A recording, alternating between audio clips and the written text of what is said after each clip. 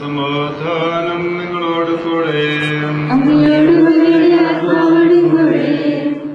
വിശുദ്ധ ലൂക്ക അറിയിച്ച നമ്മുടെ കർത്താവ് ഈശോമിശിഹായുടെ പരിശുദ്ധ സുവിശേഷം.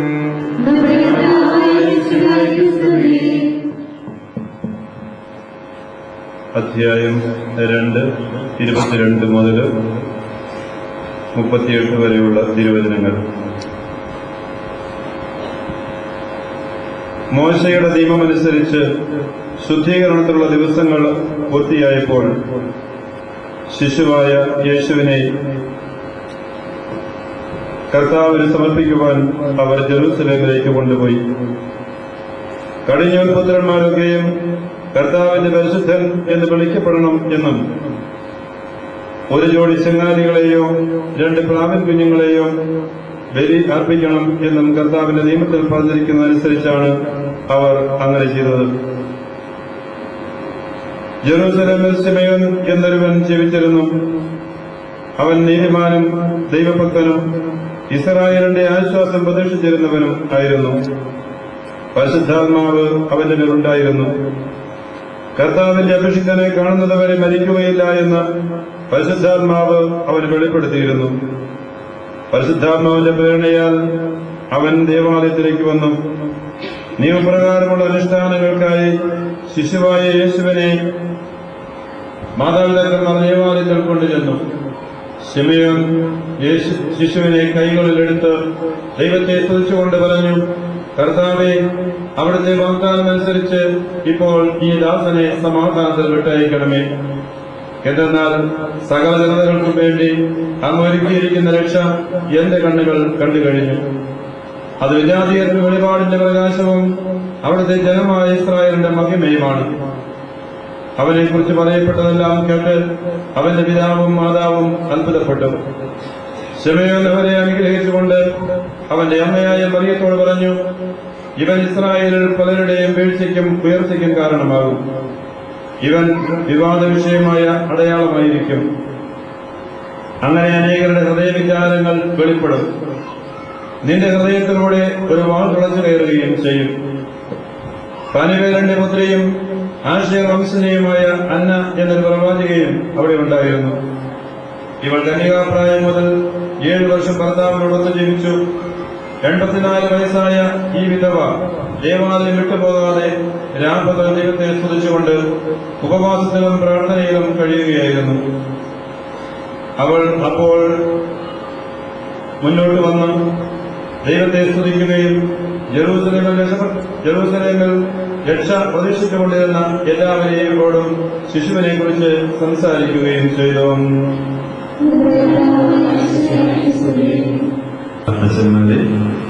പ്രിയപ്പെട്ട സഹോദരി സഹോദരന്മാരെ, നമ്മൾ നമ്മുടെ ഈ ഇടവകയുടെ പ്രധാന തിരുനാള് ആഘോഷിക്കുകയാണ്. വിശുദ്ധ വാഴ്ത്തപ്പെട്ട അൽഫോൻസായുടെ തിരുനാളാണ് നമ്മൾ കൊണ്ടാടുന്നത്. അൽഫോൻസായെ കുറിച്ച് നിങ്ങൾക്കെല്ലാവർക്കും കേട്ടറിവും കണ്ടറിവുള്ള കുറച്ചുപേരെങ്കിലും കാണും. കേട്ടറിവ് തീർച്ചയായിട്ടുമുണ്ട്. നമ്മൾ വളരെ പരിചിതമായ ഒരാളാണ് അൽഫോൻസ. നമ്മുടെ ഇടയിൽ, മംഗലാപുരക്കാരുടെ ഇടയിൽ അല്ലെങ്കിലും കേരളത്തിൽ നിന്ന് വന്നിട്ടുള്ളവരുടെ ഇടയിൽ, അവരുടെ മുൻ തലമുറയിൽ, ഞങ്ങളുടെയൊക്കെ തലമുറയിൽ ജീവിച്ച് ജീവിച്ച ആളാണ് അൽഫോൻസ. അൽഫോൻസയുടെ തിരുനാള് അൽഫോൻസ ഇതുവരെ ഒരു വിശുദ്ധയായി പ്രഖ്യാപിച്ചിട്ടില്ല, വാഴ്ത്തപ്പെട്ടവളായിട്ടാണ് പ്രഖ്യാപിച്ചിരിക്കുന്നത്. അൽഫോൻസയുടെ തിരുനാള് നമ്മൾ ആഘോഷിക്കുന്ന ഈ അവസരത്തിൽ നമുക്ക് തീർച്ചയായും നമ്മുടെ ഇടയിൽ നിന്ന് ഒരാള് കർത്താവ് തന്റെ പ്രിയപ്പെട്ടവരുടെ പദവിയിലേക്ക് വിളിച്ചിരിക്കുന്നു എന്നുള്ളതിൽ അതിന് ഔദ്യോഗികമായി സഭ അംഗീകാരം കൊടുത്തിരിക്കുന്നു എന്നുള്ളതിൽ സന്തോഷമുണ്ട്. അൽഫോൻസ ഒരു കൊച്ചുകുട്ടിയെ, ഒരു ചെറിയ കുട്ടിയായിരുന്നപ്പോൾ, 10-16 വയസ്സ് ആയിരുന്നപ്പോൾ അവള് വിവാഹം ഒഴിവാക്കുന്നതിന് വേണ്ടി കന്യകാമഠത്തിൽ പോകണമെന്നുള്ള ആഗ്രഹം സാധിക്കുന്നതിന് വേണ്ടി നടത്തിയ സാഹസികതയൊക്കെ നമുക്ക് അറിയാം. പ്രതീക്ഷയിലും താല്പര്യത്തിലും അതിനുവേണ്ടിയുള്ള പൂർണ്ണമായിട്ടുള്ള സമർപ്പണത്തിലും ഏത് ത്യാഗവും അതിനുവേണ്ടി കൈക്കൊള്ളുന്നതിന് തയ്യാറാവുകയും ചെയ്ത അതിന്റെ ഫലമായിട്ടായിരുന്നു അങ്ങനെയുള്ള സാഹസിക പ്രവൃത്തി ചെയ്തത് നമുക്കറിയാം. അൽഫോൻസാമയെ കുറിച്ച് പറയുമ്പോൾ ഒരു മഠത്തിന്റെ ഉള്ളിൽ ഒതുങ്ങി കഴിഞ്ഞിരുന്ന ഒരു പാവം കന്യാസ്ത്രീയാണ്. അവരുടെ ഹ്രസ്വമായ ജീവിതകാലം മിക്കവാറും രോഗത്തിലും വേദനയിലും ഒക്കെ കഴിഞ്ഞ് കൂടുകയായിരുന്നു. ഇന്ന് അൽഫോൻസാമയുടെ തിരുനാൾ ആഘോഷിക്കുന്ന അവസരത്തില് ഞാൻ ഇവിടെ ഇരിക്കുന്ന ഈ പെൺപിള്ളേരോട് ചോദിക്കുകയാണ്, നിങ്ങൾക്ക് ആർക്കെങ്കിലും അൽഫോൻസാമയാകാൻ ഇഷ്ടമുണ്ടോ? അൽഫോൻസാമയെ പോലെ വിശുദ്ധയാകാൻ ഇഷ്ടമുണ്ടോ? ഞാൻ സ്കൂളുകളിൽ ചോദിച്ചിട്ടുണ്ട്. പിള്ളേരൊക്കെ താഴേക്ക് നോക്കുന്നേരം പിള്ളേരൊക്കെ പെരുന്നാൾ മോശമായിട്ട് കൊണ്ടാടും, വാണവക്കങ്ങള് പടക്കം പൊട്ടിക്കും. ഈ റെസിഡൻഷ്യൽ ഏരിയയിലാണെങ്കിൽ പടക്കവും മുണ്ടും ഒക്കെ പൊട്ടിക്കും. എന്നാൽ അൽഫോൻസാമയെ പോലെ വിശുദ്ധയാകാൻ ഇഷ്ടമുണ്ടോ എന്ന് പറയും. അതിന് താല്പര്യം കുറവാണ്. വിശുദ്ധയാവുക എന്നുള്ളത് ഇന്നൊരു ലക്ഷ്യമാണോ?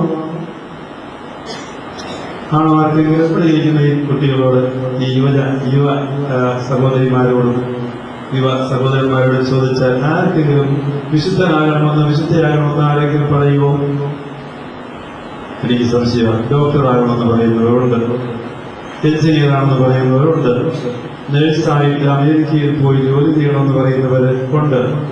പിന്നെ എന്തൊക്കെയാണ് കമ്പ്യൂട്ടർ എഞ്ചിനീയറായിരിക്കണമെന്ന് പറയുന്നവരുണ്ട്. എനിക്ക് വിശുദ്ധയാകണമെന്ന് ആരെങ്കിലും പറയുമോ? എനിക്ക് സംശയമാണ്. നിങ്ങൾ ഇന്ന് വീട്ടിൽ വൈദ്യുതി പോയി ഇരുന്ന് ആലോചിക്കാനുള്ള ചോദ്യമാണ് ഞാൻ ഈ പറയുന്നത്. പക്ഷെ വിശുദ്ധരാകുവാനായിട്ട് നാം എല്ലാവരും വിളിക്കപ്പെട്ടവരാണ് എന്ന് സഭ വളരെ ഉറപ്പായിട്ട് പറഞ്ഞിരിക്കുകയാണ്. രണ്ടാം വത്തിക്കാൻ കൗൺസിലിന്റെ സഭയെ കുറിച്ചുള്ള പ്രമാണരേഖ ഏറ്റവും ഡോഗ്മാറ്റിക് വാല്യുള്ള പ്രമാണരേഖയാണ് ലൂമൻ ജെൻസിയം സഭ. ആ സഭയെ കുറിച്ചുള്ള പ്രമാണരേഖയിൽ വളരെ ശക്തമായിട്ട് അടിവരയിട്ട് പറഞ്ഞിരിക്കുന്നത് യേശുവിൽ വിശ്വസിക്കുന്ന സകലരും വിശുദ്ധരാകാൻ വിളിക്കപ്പെട്ടിരിക്കുന്നു എന്നാണ്. ആദിമസഭയിൽ എല്ലാവരെയും വിശുദ്ധരെന്നാണ് വിളിച്ചുകൊണ്ടിരുന്നത്. റോമായിലുള്ള വിശുദ്ധർക്ക്, എഫേസസിലുള്ള വിശുദ്ധർക്ക്, കോരിന്തിലുള്ള വിശുദ്ധർക്ക് ആണ് പൗലോസ് ലേഖനം എഴുതുന്നത് വായിക്കുന്നുണ്ട്. വിശുദ്ധർക്ക് ലേഖനം എഴുതുന്നത്. ആരാണ് വിശുദ്ധർ? വിശുദ്ധി പ്രാപിക്കുക എന്ന് പറഞ്ഞാൽ എന്താണ്? അൽഫോൻസാമയെ പോലെ കഠിനമായ വേദനയില് ജീവിതം മുഴുവൻ കഴിച്ചു കൂട്ടുന്നവരാണോ? രോഗം, വേദന അതിലൂടെ കഴിച്ചു കൂട്ടുന്നവരാണോ? മഠത്തിലിരിക്കുന്നവരാണോ? ഇതൊന്നും നിർബന്ധമായ വ്യവസ്ഥയല്ല. കഠിനമായ വേദന ജീവിതകാലം മുഴുവൻ സഹിക്കണമെന്ന് നിർബന്ധമായ വ്യവസ്ഥയല്ല. മഠത്തിലായിരിക്കണമെന്ന് നിർബന്ധമായിട്ടുള്ള വ്യവസ്ഥയല്ല. വിശുദ്ധ പദം ആർക്കും പ്രാപിക്കാം. വിശുദ്ധ പദം പ്രാപിച്ചേ പറ്റൂ ഒരു ക്രൈസ്തവൻ. നമ്മൾ വിശുദ്ധന്മാരുടെ അവരുടെ തിരുനാളുകൾ ആഘോഷിക്കുന്ന അവസരത്തില് ഈ കാര്യത്തെ കുറിച്ച് നമ്മളെ ഓർമ്മപ്പെടുത്തുകയാണ് സഭ. വിശുദ്ധി പ്രാപിക്കാൻ നീ വിളിക്കപ്പെട്ടിരിക്കുകയാണ്. അതിന് ഞാനെന്നില്ല, നീ ഇന്നില്ല, അത്തരന്നില്ല, അൽമായ എന്നില്ല, വ്യത്യാസമില്ല. കന്യാസ്ത്രീ എന്നില്ല, സാധാരണ കുഞ്ഞുങ്ങൾ, യുവതികള് എന്നുള്ളത് വ്യത്യാസമില്ല. എല്ലാവരും വിശുദ്ധി പ്രാപിക്കാനായിട്ട് വിളിക്കപ്പെട്ടിരിക്കുകയാണ്. എന്താണ് വിശുദ്ധി എന്ന് പറയുമ്പോൾ തീർച്ചയായിട്ടും നിങ്ങൾ ഇതിനെക്കുറിച്ച് മനസ്സിലാക്കിയിട്ടുണ്ടെന്ന് എനിക്കറിയാം. എന്താ വിശുദ്ധി എന്ന് പറഞ്ഞാൽ? ഈ വിശുദ്ധി പ്രാപിക്കാനുള്ള മാർഗം എന്താ? കർത്താവ് അതിനെക്കുറിച്ച് നമ്മളോട് പറഞ്ഞിരിക്കുകയാണ്. വിശുദ്ധര് കർത്താവിന്റെ പ്രിയപ്പെട്ടവരാ, സ്വന്തക്കാരാ. ഇന്ന് നോക്കി ഇന്ന് വേറൊരു തിരുനാളുകൾ, വേറെ തിരുനാളുകളുണ്ട്. നിങ്ങൾക്കറിയാം, ഇന്നത്തെ വയൽ മാസം ആ തിരുനാളിന്റെ വയലാണ്. മാതാവിന്റെ ശുദ്ധീകരണ തിരുനാളായിരുന്നു. മാതാവിന്റെ ശുദ്ധീകരണ തിരുനാൾ. ഈശോയെ ദേവാലയത്തിൽ പ്രതിഷ്ഠിച്ച് മാതാവിന്റെ ശുദ്ധീകരണ കർമ്മം നടത്തപ്പെടുന്ന ദിവസം ആണ് ഇന്ന്.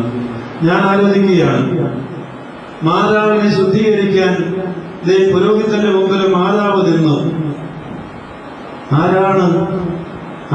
ആരെയാണ് ഇവിടെ ശുദ്ധീകരിക്കേണ്ടത്? പ്രസവം വഴി എല്ലാ സ്ത്രീകളും അശുദ്ധരാകും എന്ന് ആണ് യഹൂദരുടെ പ്രമാണത്തില് പറഞ്ഞിരുന്നത്. പ്രസവവും ആർത്തവും ഒക്കെ അശുദ്ധമായ കാര്യങ്ങളായിട്ടാണ് പല മതങ്ങളിലും ചിത്രീകരിച്ചിരിക്കുന്ന കാര്യം നിങ്ങൾക്ക് അറിയാമല്ലോ. ഈ ലോകത്തിലേക്ക് കൊണ്ടുവന്നത്, പ്രസവിച്ചത് ദൈവത്തിന്റെ സാക്ഷാൽ ദൈവത്തിന്റെ പുത്രനെ ഈ ലോകത്തിലേക്ക് ജന്മം കൊടുത്തവള്, സ്വന്തം രക്തവും മാംസവും അവനായിട്ട് കൊടുത്തവൾ. ഇതെന്റെ ശരീരം, എന്റെ രക്തമെന്ന് അവനെ നോക്കിയിട്ട് അവൾക്ക് പറയാമായിരുന്ന അങ്ങനെയുള്ളവള്. മാതാവ് തന്റെ പ്രസവം കൊണ്ട് ഈ ദൈവകുമാരനെ ലോകത്തിലേക്ക് പ്രസവിച്ചത് വഴി മാതാവിന്റെ തന്നെ വിശുദ്ധി അനേകായിരം പ്രാവശ്യം, അനേകായിരം മടങ്ങ് വർദ്ധിക്കുകയും വളരുകയുമാണ് ഉണ്ടായത്. അവളെ വിശുദ്ധീകരിക്കേണ്ട ആവശ്യമില്ല. എങ്കിലും സാക്ഷാൽ മത അനുഷ്ഠാനങ്ങളെ നടത്തിപ്പിന് അവളും വിധേയയാവുക ചെയ്തു. മാതാവിനെ വിശുദ്ധീകരിക്കാനായിട്ട് നിൽക്കുന്ന പുരോഹിതൻ പാപിയാണ്. ആ പുരോഹിതനെ വിശുദ്ധീകരിക്കുന്ന വിശുദ്ധി അവൾക്കുണ്ട്. ആ വിശുദ്ധ തന്നെയായ ദൈവത്തിന്റെ പുത്രനാണ് അവളുടെ കയ്യിലിരിക്കുന്നത്. അവരെ വിശുദ്ധീകരിക്കാനാവുമോ? ഇല്ല. അവർ ഈ ലോകത്തിലേക്ക് വന്നതുകൊണ്ടാണ് അവർ ഈ ദേവാലയത്തിൽ പ്രവേശിച്ചുകൊണ്ട് ദേവാലയം വിശുദ്ധീകൃതമാവുകയാണ്. ദൈവത്തിന്റെ അമ്മ ഈ ലോകത്തിലേക്ക് ഈ ദേവാലയത്തിൽ പ്രവേശിച്ചുകൊണ്ട് ദേവാലയത്തിന് പൗത്രീകൃതമാവുകയാണ്. ദൈവത്തിന്റെ അമ്മയാകാൻ നമുക്ക് ആർക്കെങ്കിലും പറ്റുമോ? ഇവിടെ ഇരിക്കുന്ന ഏതെങ്കിലും അമ്മച്ചിമാർക്ക് ദൈവത്തിന്റെ അമ്മയാകാൻ പറ്റുമോ? അമ്മച്ചിമാരുടെ ഇവിടെ ഏതെങ്കിലും യുവതികൾക്ക് ദൈവത്തിന്റെ അമ്മയാകാൻ പറ്റുമോ? വിശുദ്ധിയുടെ ഉറവിടങ്ങളാകാൻ പറ്റുമോ? ദൈവത്തിന്റെ അമ്മയാകാൻ പറ്റുമെന്ന് പറഞ്ഞിരിക്കുന്ന ദൈവത്തിന്റെ അമ്മയും സഹോദരന്മാരും ആകാൻ നിങ്ങൾക്ക് പറ്റും എന്നാണ് ഈശോ പറഞ്ഞത്. ഒരിക്കലും മാതാവിന്റെ കുടുംബക്കാരും കൂടി ഈശോയെ കാണാനായിട്ട് ചെന്നു. ലൂക്കായുടെ സുവിശേഷം 8-ാമത്തെ അധ്യായത്തില് ആ കാര്യം എഴുതി വെച്ചിരിക്കുകയാണ്. ഇങ്ങനെ ആളുകൾ നിറഞ്ഞിരിക്കുക, ഈശോ പ്രസംഗിക്കുക, നിറഞ്ഞിരിക്കുക, വീടിനകത്തായിരിക്കും, ചുറ്റുപാടുകളെല്ലാം വാളുകളിലും അവന് തിങ്ങിയിരിക്കുക ആളുകൾ. ദൈവത്തിന്റെ അമ്മയും സഹോദരങ്ങളും നിന്നെ കാണാൻ വന്നിരിക്കുന്നു പറഞ്ഞു. ഈശോ ചോദിച്ചു, ആരാണ് എന്റെ അമ്മ? ആരാണ് എന്റെ സഹോദരങ്ങൾ? ദൈവത്തിന്റെ വചനം കേൾക്കുകയും അത് പാലിക്കുകയും ചെയ്യുന്നവനാണ് എന്റെ അമ്മയും എന്റെ സഹോദരനും എന്റെ സഹോദരിയും ഒക്കെ. മാതാവിന്റെ, ദൈവത്തിന്റെ, ഈശോയുടെ സ്വന്തക്കാരാകാൻ നമുക്ക് പറ്റുമോ? ഇതാ ചോദ്യം. ദൈവത്തിന്റെ സ്വന്തക്കാരാണ് വിശുദ്ധര്. ഈശോയുടെ സ്വന്തക്കാരാണ് വിശുദ്ധര്. ഈശോയുടെ സ്വന്തക്കാരാകാൻ നമുക്ക് പറ്റുന്നത് എങ്ങനെയാണ്? ദൈവത്തിന്റെ വചനം കേൾക്കുകയും ആ വചനം അനുസരിച്ച് ജീവിക്കുകയും ചെയ്യുന്നവനാണ് എന്റെ അമ്മയും സഹോദരനും സഹോദരിയും അമ്മയും. അപ്പോൾ ഈശോയുടെ സ്വന്തക്കാര് ആകുന്നതാണ് വിശുദ്ധര് എന്ന് പറയുന്നത്. നമ്മളെ ഈശോയുടെ സ്വന്തക്കാരാകാൻ വിളിച്ചിരിക്കുകയാണ്. ഈശോയുടെ ഒരു കുടുംബത്തിലെ അംഗങ്ങളാകാൻ വിളിച്ചിരിക്കുകയാണ്. ആ കുടുംബത്തിലെ അംഗങ്ങളായിട്ട് നമ്മളെ വെച്ചിരിക്കുന്നത് ഈശോ കൊണ്ടുള്ള സന്ദേശത്തിന്റെ മർമ്മം നമ്മളൊരു കുടുംബത്തിലുള്ളവരാണെന്നാണ്. അവിടെ നമ്മളെ പഠിപ്പിച്ച പ്രാർത്ഥന നോക്ക്. സ്വർഗസ്ഥനായ ഞങ്ങളുടെ പിതാവേ, സ്വർഗസ്ഥനായ ഞങ്ങളുടെ പിതാവേ. ഞങ്ങള് ഇവിടെ ഇരിക്കുന്ന 4 പേരുടെ അല്ല, അവിടെ അല്ലെങ്കിൽ പുറത്തുള്ള 4 പേരുടെ അല്ല, ഞങ്ങളുടെ സ്വർഗസ്ഥനായ ഞങ്ങളുടെ പിതാവേ. ഞങ്ങളുടെ എല്ലാവരുടെയും പിതാവാണ് അവൻ. അവന്റെ മക്കളാ ഞങ്ങള്. അവന്റെ ആദ്യജാതൻ ആര്? ഈശോ. അവന്റെ ആദ്യജാതൻ ഏകജാതൻ ഈശോ. ആ ഏകജാതനമായിട്ടുള്ള നമ്മൾ ബന്ധപ്പെടുമ്പോൾ, അവന്റെ വാക്ക് കേട്ട് ദൈവത്തിന്റെ വഴികൾ നടക്കാൻ നമ്മൾ ശ്രദ്ധിക്കുമ്പോൾ, ശ്രമിക്കുമ്പോൾ, നമ്മൾ അവന്റെ ഏകജാതനിൽ ജാതന്മാരായിട്ട് അവന്റെ ഏകപുത്രനിൽ പുത്രന്മാരായിട്ട് നമ്മളെയും അവൻ സ്വീകരിക്കുകയാണ്. ദൈവം സ്വീകരിക്കുക. ദൈവം നമ്മളെ ആരാണെന്നും എങ്ങനെയാണെന്നും എന്താണെന്നും ദൈവം പറഞ്ഞിരിക്കുന്നു. ദൈവത്തിന്റെ വചനം, ഇത് ദൈവവചന വർഷവും കൂടിയാണ്. ഇവിടെ എഴുതി വെച്ചിട്ടുണ്ടോ ഞാൻ നോക്കിയില്ല. ദൈവവചന വർഷവുമാണ് ഇത്. ദൈവവചനം നിങ്ങൾക്കറിയാം. ബൈബിളിനെ നമ്മൾ എന്ത് പറയും? ദൈവവചനം എന്ന് പറയും. ദൈവത്തിന് എന്നോട് പറയാനുള്ള കാര്യങ്ങൾ, ദൈവം ആരാണെന്ന്, ഞാൻ ആരാണെന്ന്, ഇവിടെ കാണുന്ന ഈ കണ്ണും മൂക്കൊക്കെ ഉള്ള മനുഷ്യരാരാണെന്ന് അവിടുന്ന് എന്നോട് പറയുകയാണ്. പറയാൻ ഉപയോഗിക്കുന്ന ഇതാണ് ദൈവത്തിന്റെ വചനമാണ്. എന്നോട് അവിടുന്ന് സംസാരിക്കുന്ന വചനമാണ് ഇത്, ഈ വിശുദ്ധ ഗ്രന്ഥം. ആ വചനങ്ങൾ എഴുതിയിരിക്കുന്ന ദൈവത്തിന്റെ വചനം കേൾക്കുകയും അതനുസരിച്ച് ജീവിക്കുകയും ചെയ്യുന്നവനാരോ അവനാണ് എന്റെ സഹോദരനും എന്റെ സഹോദരിയും എന്റെ അമ്മയും. അൽഫോൻസാമയുടെ മഹത്വം എന്താണ്? അവൾ കുറച്ച് വേദന സഹിച്ചു എന്നുള്ളത് കൊണ്ടല്ല. അവൾ കുറച്ച് വേദന സഹിച്ചു എന്നുള്ള വേദന എത്ര പേര് സഹിക്കുന്നു? വേദന സഹിച്ചു എന്നുള്ളതാണ്. ദൈവത്തിന്റെ വചനം സ്വീകരിക്കുകയും ആ ദൈവത്തിന്റെ വചനം അനുസരിച്ച് ആ വചനത്തിന്റെ വെളിച്ചത്തിൽ ജീവിക്കാനും തന്റെ വേദനകളും തന്റെ പ്രവർത്തനങ്ങളും തന്റെ എല്ലാ ശൈലികളും ദൈവത്തിന്റെ വചനം അനുസരിച്ച് രൂപപ്പെടുത്താനും അവൾ മനസ്സായി, അവൾ അതിന് തയ്യാറായി എന്നുള്ളതാണ് ദൈവത്തിന്റെ അവളുടെ മഹത്വത്തിന്റെ, അവളുടെ വിശുദ്ധിയുടെ അടിസ്ഥാനം. പ്രിയപ്പെട്ടവരെ, ദൈവത്തിന്റെ വചനം സ്വീകരിക്കാനും അതനുസരിച്ച് ജീവിക്കാനും ദൈവം നമ്മളെ വിളിക്കുകയാണ്. ദൈവം നമ്മോട് സംസാരിക്കുന്ന, നമ്മൾക്ക് എഴുതിയിരിക്കുന്ന എഴുത്താണ്. അപ്പച്ചൻ മക്കൾക്ക് അങ്ങ് ദുബായിലുള്ള അപ്പച്ചൻ അത് കുഞ്ഞുമക്കൾക്ക് എഴുതിയിരിക്കുന്ന എഴുത്താണ്.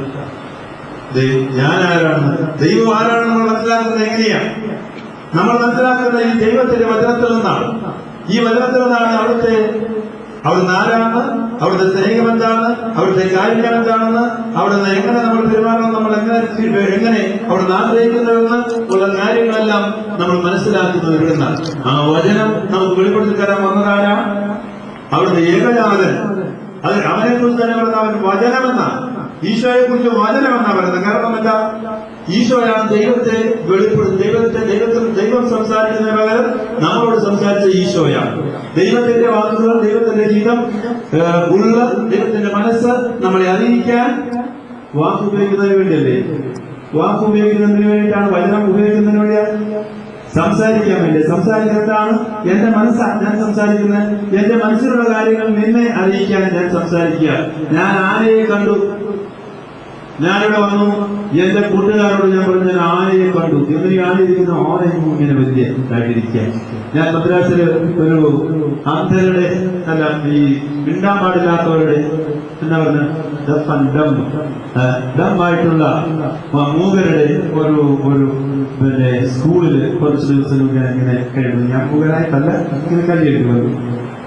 അപ്പൊ ഞാൻ കണ്ടു കുട്ടികള് ഒരു സിനിമ കണ്ടിച്ച് വന്നിട്ട് ഇവ കഥ പറയുമോ? വർത്താനം പറയാൻ പറ്റില്ല. ബാക്കിയുള്ളവർ ഇങ്ങനെ എന്ത് വളരെ കാര്യമാണ് ശ്രദ്ധിച്ച് കേൾക്കുക. അവ കൈ കൊണ്ടാണ് കാണിക്കുന്നത്. ഈ കൈ കൊണ്ട് കാണിക്കുന്ന ശരിക്കും അവൻ കഥയാ പറയുന്നത്. ആ കഥ അവർ മനസ്സിലാകുക. അവർ വളരെ ആകാംക്ഷപൂർവ്വം കേട്ടിരിക്കുക, സസ്പെൻസോടുകൂടി കേട്ടിരിക്കുക. നമുക്ക് ദൈവത്തിന്റെ വചനം, ദൈവത്തിന്റെ കഥ പറയാനായിട്ട് ഇവിടെ ലോകത്തിലേക്ക് വന്നത് ഈശോയാണ്. ഈശോയിലൂടെ എന്നോട് ദൈവം സംസാരിക്കുന്നു. ആ ദൈവത്തിന്റെ സംസാരം ഉൾക്കൊള്ളാൻ, അവന്റെ വചനം സ്വീകരിക്കാൻ എനിക്ക് മനസ്സുണ്ടോ? ആ വചനം സ്വീകരിച്ച് യേശുവിനെ എന്റെ കർത്താവും എന്റെ ദൈവവുമായിട്ട് ഞാൻ ഉൾക്കൊള്ളണം, ഞാൻ സ്വീകരിക്കണം എന്ന് ദൈവം ആഗ്രഹിക്കുന്നു. വിശുദ്ധ യോഹന്നാന്റെ സുവിശേഷത്തിന്റെ പൂർത്തീകരണം എന്താ? തോമാശ്ലീഹ, നമ്മുടെ പിതാവായ തോമാശ്ലീഹ അതിക്ക് ലഭിച്ച വലിയ വെളിപാടാണ്. ആ വെളിപാട് അദ്ദേഹം പ്രകടിപ്പിക്കുന്നതാണ്. അദ്ദേഹത്തിന്റെ വലിയ വിശ്വാസം, ഒരു ക്രൈസ്തവ വിശ്വാസി യേശുവിൽ അർപ്പിക്കേണ്ട വിശ്വാസത്തിന്റെ പൂർണിമ, ആ പൂർണിമയാണ് യോഹന്നാന്റെ സുവിശേഷത്തില് 20-ാം അധ്യായത്തിൽ തോമാശ്ലീഹ അവതരിപ്പിക്കുന്നത്. എന്റെ കർത്താവും എന്റെ ദൈവവും, അങ്ങ് എന്റെ കർത്താവും എന്റെ ദൈവവുമാണ്. എന്റെ കർത്താവും എന്റെ ദൈവവുമാണ്. ഞാൻ അവിടുത്തെ സ്വീകരിക്കുന്നു, അംഗീകരിക്കുന്നു, സ്വീകരിക്കുന്നു. അവിടുത്തെ വചനമനുസരിച്ച് നടക്കാൻ ജീവിക്കാൻ, എന്റെ പ്രവൃത്തികളെ ക്രമപ്പെടുത്താൻ, എന്റെ ബന്ധങ്ങളെ ക്രമീകരിക്കാൻ ഞാൻ തയ്യാറാകുന്നു. ഇവിടെയാണ് വിശുദ്ധി. പ്രിയപ്പെട്ടവരെ, വേറെ എങ്ങും വിശുദ്ധി അന്വേഷിച്ച് പോകരുത്. പാലക്കാട് മാതാവിന്റെ ദർശനം ഉണ്ടായി ഉടനെ എല്ലാം കൂടെ അങ്ങോട്ട് ഓടി. അട്ടപ്പാടി വലിയ ഇത് നടക്കുന്നു, ഉടനെ അങ്ങോട്ട് ഓടി. പിന്നെ എന്തുകൊണ്ടാണ് കോട്ടയം വലിയ ഇടപാട് നടക്കുന്നു, ഉടനെ അങ്ങോട്ട് ഓടി. പ്രിയപ്പെട്ടവരെ, ഒത്തിരി ഓടണ്ട. പലപ്പോഴും പോയത് ധ്യാനത്തിന് കുഴപ്പമില്ല, പക്ഷെ അങ്ങോട്ടും ഇങ്ങോട്ടും ഓടണ്ട. വിശുദ്ധിക്ക് വേണ്ടി, ദൈവ പരിപാലനത്തിന് വേണ്ടി അങ്ങോട്ടും ഇങ്ങോട്ടും ഓടണ്ട. കർത്താവ് നമ്മളോട് സംസാരിക്കുന്നു. നമ്മുടെ ജീവിതത്തിന്റെ ഓരോ ദിവസത്തിലും എന്നോട് സംസാരിക്കുകയാണ്. ഇവിടെ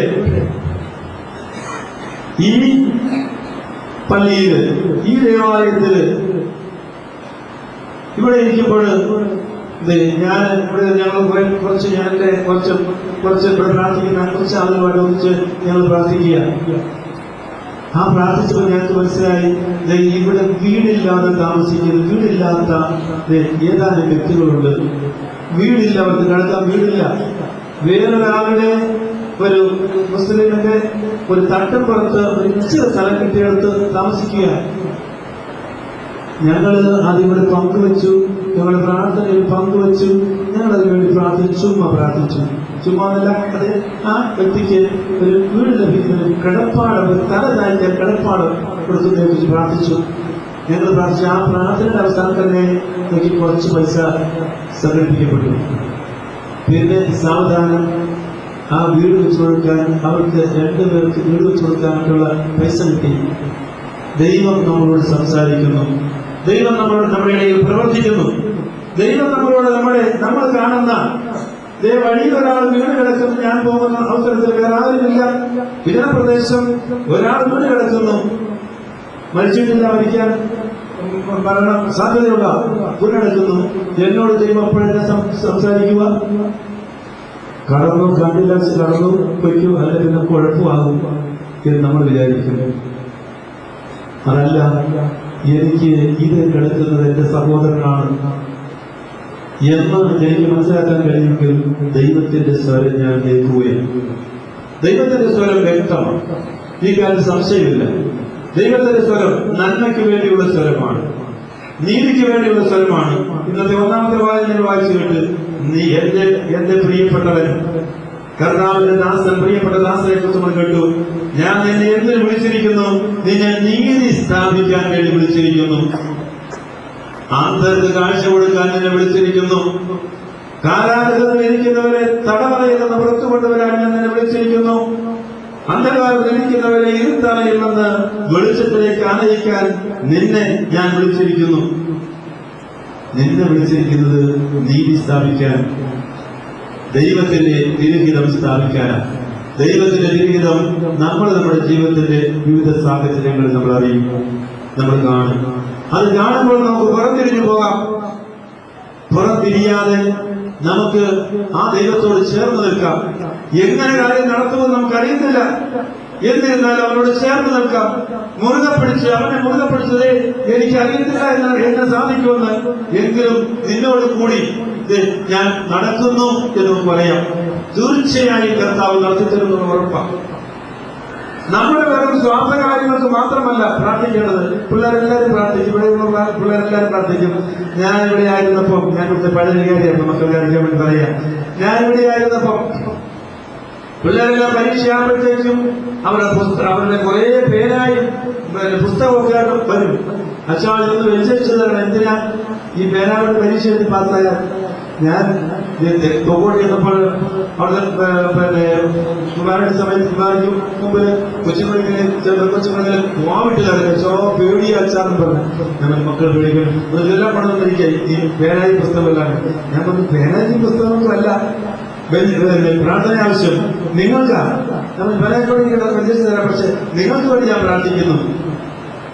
ദൈവത്തിൽ വിശ്വസിച്ചുകൊണ്ട്, ദൈവത്തിൽ ആശ്രയിച്ചുകൊണ്ട് നമുക്ക് എങ്ങനെ കാര്യങ്ങൾ നടത്തണമെന്ന് അറിയത്തില്ലെങ്കിൽ പോലും ദൈവത്തിൽ ആശ്രയിച്ചുകൊണ്ട് നമ്മൾ പിടിച്ചു നിൽക്കേണ്ട അവസരങ്ങൾ ഉണ്ടാവും നമ്മുടെ ജീവിതത്തിലും. നമുക്ക് ഒഴിഞ്ഞു മാറാൻ കഴിയും. ഒഴിഞ്ഞു മാറുമ്പോൾ നമ്മൾ ദൈവത്തിന്റെ ഹിതത്തിൽ നിന്ന് പിന്മാറുകയാണ്. നമുക്ക് എളുപ്പം അതാ. എളുപ്പമല്ല. പക്ഷെ ദൈവത്തിന്റെ ഹിതം നമ്മളെ ചലഞ്ച് ചെയ്യുന്നതാണ്. നമ്മുടെ ജീവിതത്തിന്റെ പ്രതിസന്ധി ഇവിടെ ഇപ്പോൾ ഇന്ന് നമ്മൾ കാണുന്ന പ്രതിസന്ധികള്, ഇന്ന് നമ്മൾ കാണുന്ന എന്റെ കൺമുമ്പിൽ കാണുന്ന വേദനകള്, സങ്കടങ്ങള്, പ്രയാസങ്ങള്, അതിനെക്കുറിച്ച് എനിക്ക് പ്രതികരിക്കാൻ പറ്റുന്നത്, എനിക്ക് ചെയ്യാൻ പറ്റുന്നത് ചെയ്യാനായിട്ട് എനിക്ക് കടമയുണ്ട്. പ്രിയപ്പെട്ടവരെ, ഞാൻ എങ്ങനെയെങ്കിലും ഇവിടെ രക്ഷപ്പെട്ട് അകലേക്ക് പോയി വ്യക്തമാകില്ലല്ലോ എന്നായിരിക്കുന്നത്. അതാരും ലക്ഷ്യമാക്കരുത്. എനിക്ക് എങ്ങനെ എന്റെ സഹോദരങ്ങൾക്ക് വേണ്ടി നന്മ ചെയ്യാൻ കഴിയും എന്ന് ചോദിക്കും. അത് ഇന്നത്തെ തലമുറയോട് ഞാൻ പ്രത്യേകം എടുത്തു പറയണം, യുവതലമുറയെ പ്രത്യേകം എടുത്തു പറയാണ്. യുവതലമുറ എസ്കേപ്പിസം നടത്തരുത്. എങ്ങനെ ഇത് എസ്കേപ്പ് ചെയ്യാന്ന് വിചാരിക്കുന്നു? ഈ സമൂഹത്തിൽ, അനീതി നിറഞ്ഞ ഈ സമൂഹത്തിൽ നീതിക്ക് വേണ്ടി നിലകൊള്ളാൻ എനിക്ക് കഴിയുമോ ഇല്ലയോ? ഇതാ വിഷയം. എനിക്ക് മറ്റു മനുഷ്യരെ സഹോദരനായിട്ട് പരിഗണിക്കാത്ത ഈ മത്സരത്തിലുള്ള ഓട്ടത്തില്, ഈ ഗ്ലോബലൈസേഷന്റെ ഈ ഓട്ടത്തില്, ഈ വലിയ കോമ്പറ്റീഷനില് താന്ന് വീണു പോകുന്നവരെ സഭയുടെ ദൗത്യമല്ല. ഈ ഗ്ലോബലിസത്തിന്റെ ഈ ഓട്ടത്തില് വീണ് പോകുന്നവരെ മുകളിൽ കൂടെ അല്ലേ കയറി മറ്റവർ ഓടുന്നത്. അങ്ങനെ ഓടുന്നവരെ പൊക്കിയെടുക്കുക എന്നുള്ള സഭയുടെ ദൗത്യം.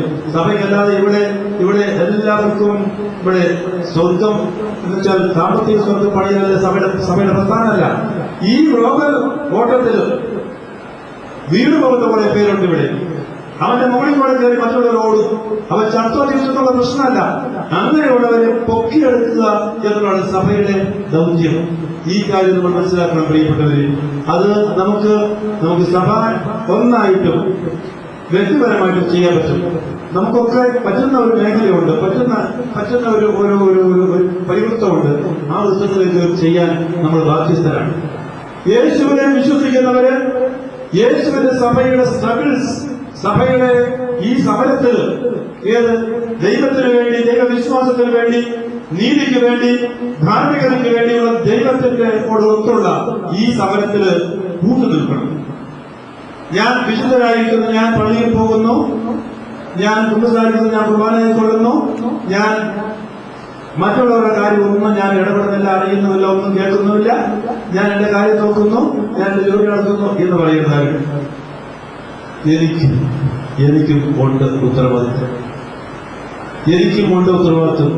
എന്റെ സഹോദരന്റെ കാവൽക്കാരനാണോ ഞാൻ? കർത്താവ് അവസാനം ചോദിക്കുന്ന ചോദ്യം എന്നാ കർത്താവ് അവസാനം ചോദിക്കുന്ന ചോദ്യം? പരീക്ഷയില്ലേ അവർക്കും? കർത്താവ് പരീക്ഷ എഴുതുന്നുണ്ട്. അവസാനം എല്ലാവരും ഈ പരീക്ഷ എഴുതിയ പരീക്ഷ പാസ്സായിട്ട് കടക്കാൻ പറ്റുള്ളൂ, ഉറപ്പ്. പക്ഷെ പരീക്ഷയ്ക്കുള്ള ചോദ്യം നേർന്നു തന്നിരിക്കുകയാണ്. ഇവിടെ പല ഏജൻസികളുണ്ട്, പരീക്ഷയുടെ ചോദ്യം ചോർത്തി കൊടുക്കുന്ന ഏജൻസികളുണ്ടല്ലോ.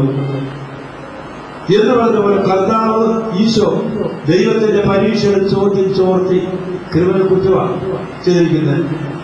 ചോദ്യം ഇതാണ്: ഒന്ന്, എനിക്ക് വിശന്നു, നിങ്ങളെനിക്ക് ഭക്ഷണം തന്നു. എനിക്ക് ദാഹിച്ചു, നിങ്ങളെനിക്ക് കുടിക്കാൻ തന്നു. എനിക്ക് കുടയാടയില്ലായിരുന്നു, നിങ്ങളെനിക്ക് ഉടുക്കാൻ തന്നു. ഞാൻ പരദേശിയായിരുന്നു, നിങ്ങളെ സ്വീകരിച്ചു. പ്രിയപ്പെട്ടവരെ, അന്നത്തെ കാലഘട്ടത്തിന്റെ രീതിയിലാണ് ഭക്ഷണവും വസ്ത്രവും കാര്യങ്ങളും ഒക്കെ കർത്താവ് പറഞ്ഞിരിക്കുന്നത്.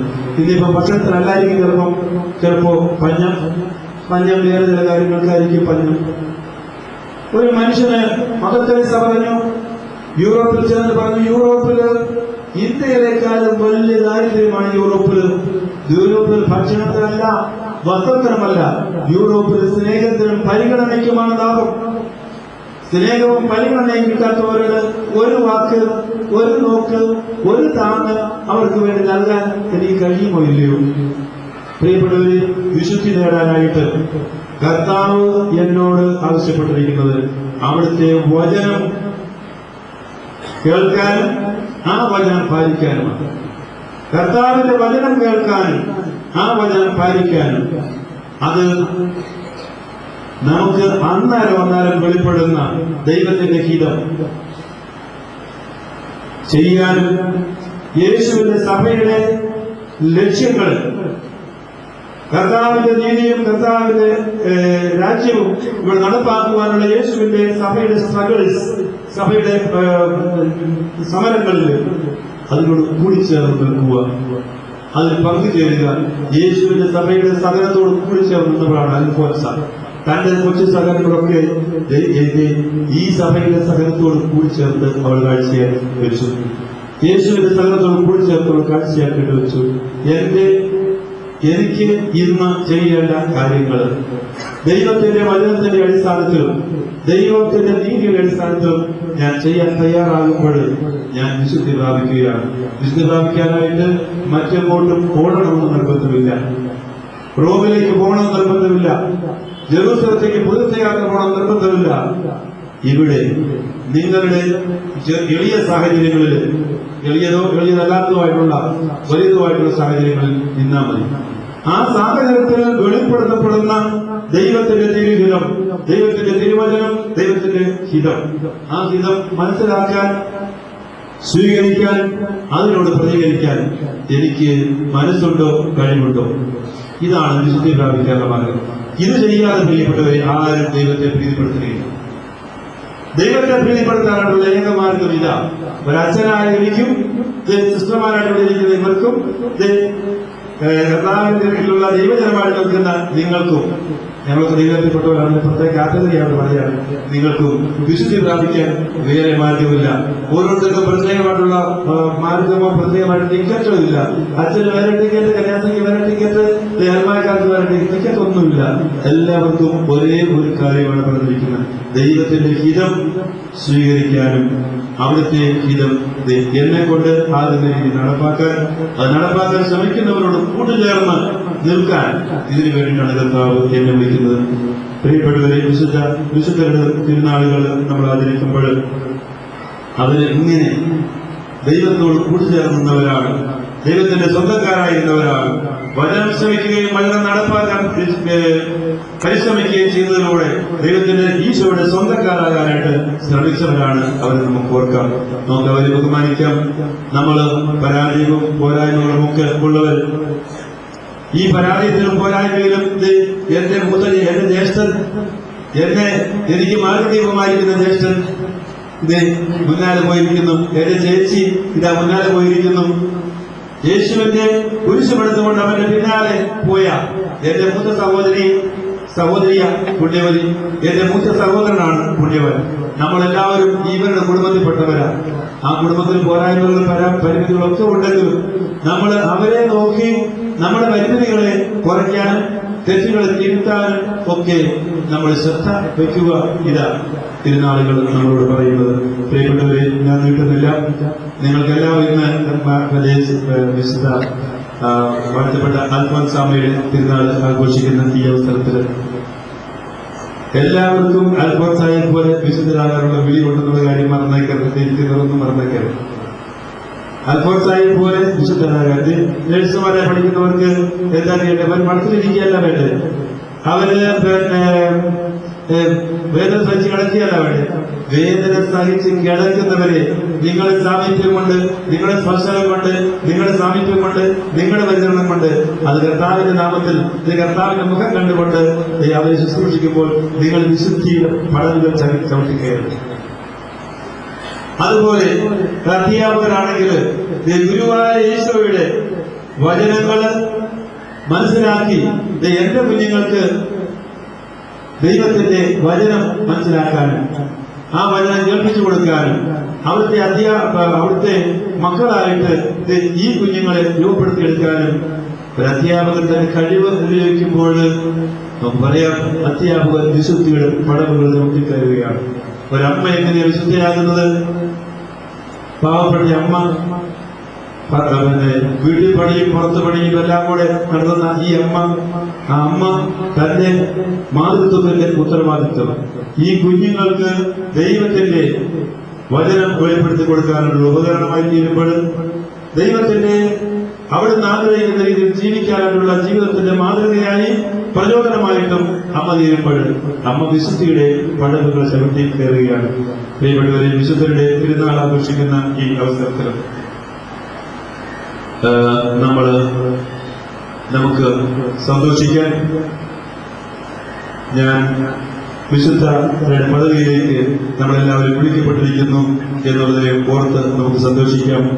അവിടേക്ക് എന്റെ ജീവിതം വിശുദ്ധിയുടെ പടവുകളിലേക്ക് ചവിട്ടിക്കയറുക എന്നുള്ളത് എനിക്ക് ഒഴിച്ചുകൂടാൻ പാടില്ലാത്ത നിർബന്ധമായിട്ടുള്ള എന്റെ കടമയാണ് എന്ന കാര്യം നമുക്ക് അനുസ്മരിക്കാം. മാതാവ് എന്റെ ഈ വലിയ തിരുനാളും അൽഫോൻസാമ്മയുടെ തിരുനാളും ആഘോഷിക്കുന്ന ഈ അവസരത്തില് ആഗോളസഭ മാതാവിന്റെ തിരുനാളാണ് ആഘോഷിക്കുന്നത്. നമ്മുടെ സഭ അൽഫോൻസാമ്മയുടെ തിരുനാളും കൂടി ആഘോഷിക്കുന്നു. ഈ ആഘോഷിക്കുന്ന ഈ അവസരത്തില് നിങ്ങൾക്ക് എല്ലാവർക്കും ദേവമാതാവിന്റെ അനുഗ്രഹവും അൽഫോൻസാമ്മയുടെ മധ്യസ്ഥവും സമർത്ഥമായി ഉണ്ടാകട്ടെ എന്ന് ഞാൻ പ്രാർത്ഥിക്കുന്നു. അൽഫോൻസ എന്ന പേരുള്ള എല്ലാവർക്കും, മേരി എന്ന പേരുള്ള എല്ലാവർക്കും, എല്ലാ സഹോദരിമാർക്കും ഞാൻ തിരുനാളിന്റെ മംഗളങ്ങൾ സ്നേഹപൂർവ്വം ആശംസിക്കുന്നു.